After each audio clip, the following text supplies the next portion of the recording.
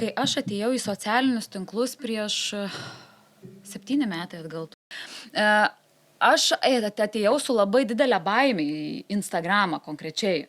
Kodėl? Todėl, kad tuo metu tai buvo tas nugludintos realybės socialinis tinklas, kur visi ateina pasigirti, kaip keliauja, dar ten su filtrais uždėtais, ką vairuoja. Ta prasme, jo, ką vairuoja, kitas dalykas, žinai, moterų figūros, visų tobulos, ta prasme, aš kiek žiūriu pas visas ilgos kojos, ačiū Dievui, kad aš jas šiaip turiu, man nereikėdavo nieko daryti. Nereikėjo koreguoti.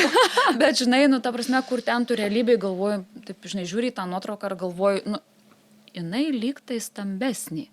Žinai, bet čia kažkaip kūdesnė atrodo, žinai. Supraskim, kad ten buvo naudojama daug visko. Programėlių. Feiko pasaulis buvo.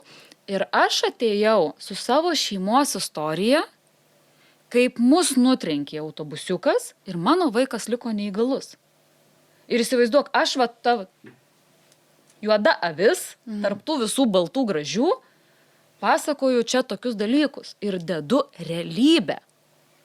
Ir mano patys tie pirmieji iš tiesų rilsai, kurie buvo ir nuotraukos, tai buvo, kaip Kotryna mokosi vaikščioti, kaip Kotryna mokosi valgyti, kaip Kotryna ropoja 4 iki tualeto ir aš aišku gavau asmeninėse žinutėse komentarų, kokia aš siaubinga motina ir kaip mano vaikas eina 4 ir žinai.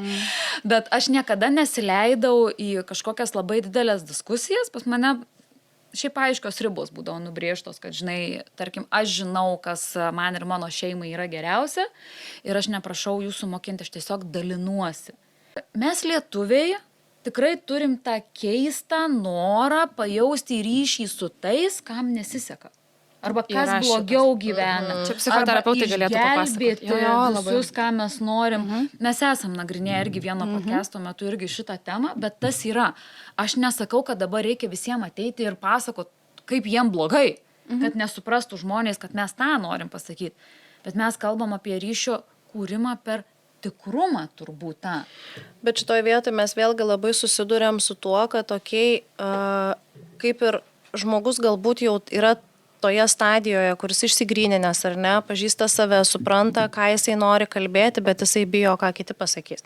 Ir čia nereikia kažkokios labai liūdnos istorijos, čia nereikia kažkokio tokio, kad kažką ar ne, ten jau tokio stipraus ateitum pasakot. Tiesiog išdrįsti kalbėti.